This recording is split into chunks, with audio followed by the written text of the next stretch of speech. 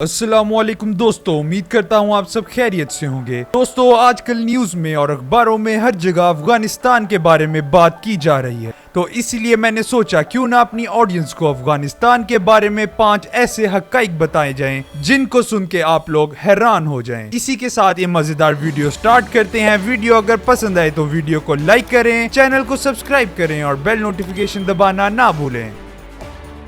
दोस्तों, सबसे पहले मैं आपको बताता चलूं, अफगानिस्तान के बॉर्डर्स बहुत सी कंट्री से जुड़ते हैं, जिसका मतलब ये है कि इंपोर्ट एंड एक्सपोर्ट के हिसाब से ये कंट्री बहुत ही ज्यादा कमाल की है। अफगानिस्तान के border Pakistan, Tajikistan, China, Uzbekistan and Turkmenistan से भी मिलते हैं। इसकी पॉपुलेशन 32.8 मिलियन की है, जो कि इस मुल्क को 37th मोस्ट पॉपुलर कंट्री बना देता है। और इसके साथ एक और बात बताता चलूं कि यहाँ के लोग अफगान्स कहलाते हैं। जी हाँ, सुनने में ये शायद एक जैसा लगे, लेकिन अफगानिस्तान की करेंसी को कहा जाता है। दोस्तों, अफगानिस्तान को अगर जमीन के रकबे के हिसाब से देखा जाए तो ये दुनिया का 42 नंबर पे आने वाला लार्जेस्ट कंट्री कहलाता है और इसका कुल रकबा 6,52,860 स्क्वायर किलोमीटर पर मुश्तमिल है, जिसमें काबुल इसका कैपिटल है और अफगानिस्तान का सबसे बड़ा शहर भी।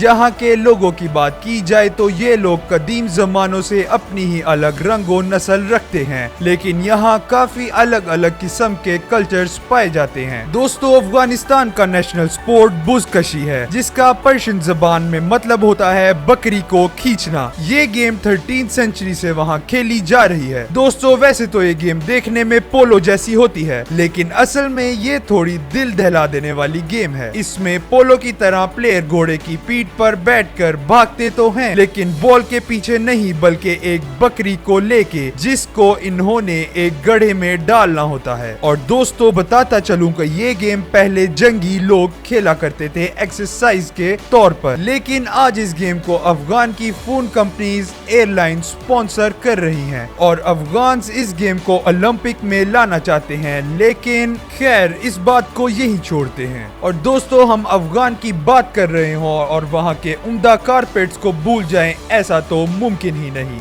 अफगानिस्तान के रग्स उनकी एक बहुत बड़ी पहचान बन चुके हैं और शायद उनकी सबसे बड़ी एक्सपोर्ट गुड भी। जी हाँ दोस्तों, एक और मजेदार बात बताता चलूं कि ये हैम्बर्ग जर्मनी में होने वाले इंटरनेशनल रग्स कंपटीशन में अफगानिस्तान के रग्स 2008, 2013 और 2014 में अवार्ड्स भी हासिल कर चुके हैं। और दोस्तों, कदीम जमाने से ये कारपेट मशहूर होने की वजह से आज भी अफगान रग्स पुराने स्टाइल में ही बनाए जाते हैं, जो कि उनकी खूबसूरती को और बढ़ा देते हैं। और शायद आपको लग रहा हो कि ये कारपेट आजकल की मशीन से कुछ ही देर में बना लिए जाते हों, लेकिन दरअसल ये सब रग्स हाथ से बनाए जाते हैं और एक बड़े रग को बनाने में कम से कम 8 से 9 माह का टाइम लग जाता है। और दोस्तों, सबसे आखिर में आपको बताता चलूं, अफगानिस्तान में सिर्फ 15 साल से ऊपर 20.1% लोग पढ़े लिखे हैं, जिसका मतलब ये है कि 71.9% वहाँ पर लोग